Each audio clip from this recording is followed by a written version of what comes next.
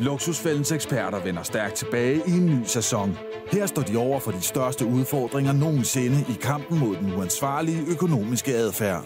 Vi låner bare pengene og tænker ikke så meget over, hvor meget det kommer til at koste. Laura og Kenneth fra Vamdrup har et vanvittigt overforbrug, der er finansieret af dyre forbrugslån. Når vi lægger det oveni det underskud, I havde, så er vi oppe på 18.500 om måneden.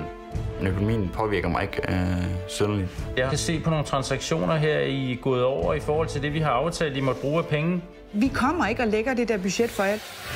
I Vinderup venter Anja og Dennis barn om få måneder. Jeg har aldrig nogensinde set så mange ubetalte regninger. Det er helt abnormt, det her.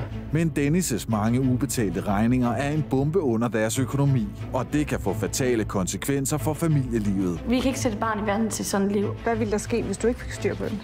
Jamen, så tror jeg da nok, hun blev så træt, at hun flyttede på et tidspunkt måske. Jeg er lidt i tvivl lige nu, om vi overhovedet skal bo under samme tag længere. Også i Aarup på Fyn er der store problemer. Vi er fuldstændig økonomisk fuck. Annette står helt alene med spekulationerne og har mistet overblikket. Psykisk er jeg rigtig, rigtig ked af det. Må jeg ikke lige få det luft? Jamen altså, jeg har styr på de kontanter, jeg har i min punkt, ikke? Og så har hun styr på resten. Jeg synes, at det viser jo tydeligt, at jeg ikke kan finde ud af det.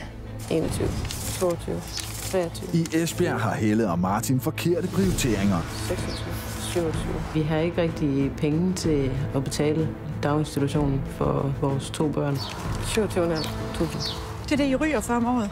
Hvis jeg havde givet dem på månedsbasis, så havde det været 2.300 kroner. I Esbjerg Kommune så koster en daginstitution 2300. Ja. Ja, det var det. I Vallensbæk har Lone et særpræget forhold til økonomi. Jeg synes, det er dejligt trygt at stå i RKI. Så kan jeg ikke låne nye penge, vel? Men det må være mit spilleri. Hvad? På Facebook. Ej, mor. Jo. Det mener du ikke. Jo. 2.000. 2.000, mor. Altså, det er 24.000 kroner om året. Ja, præcis.